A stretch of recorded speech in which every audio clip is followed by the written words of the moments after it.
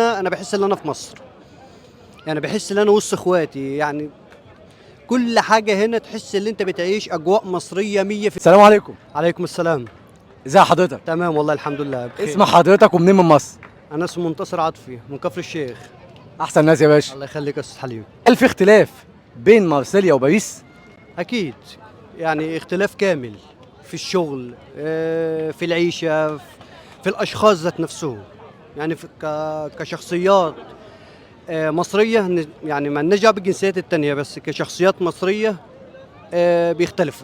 بيختلفوا في الخدمة، في المعاملة، في كل شيء. هنا أنا باحس إن أنا في مصر، يعني باحس إن أنا وسط إخواتي، يعني كل حاجة هنا تحس إن أنت بتعيش أجواء مصرية 100%. لكن في تولوز أو في باريس باحس إن أنا في غربة، لكن هنا يعني في وسط إخواتي كعرب، يعني ما فيش اختلاف ما بيننا وبين جزائري، ما بين مغربي، ما بين تونسي، ما فيش. انتوا هنا عندكم في مارسيليا عمدة المصريين الحاج محمد الحوفي، ايه رأيك في عمدة المصريين هنا؟ لأ راجل محترم، يعني باسمع عنه كل خير، أي مشكلة بيخلصها وبيقف فيها، ما بيسيبهاش لما بيخلصها. الحاج محمد الحوفي من الشخصيات المحترمة جدا، يعني وعلم من أعلام مرسيليا. انت كنت عايش في باريس، ايه الفرق بين باريس وهنا؟ واقع، هل اتنصب عليك هناك؟ العيشة هناك حد استغلك؟ طب وهنا الناس ساعدتك ولا لا؟ كده يعني.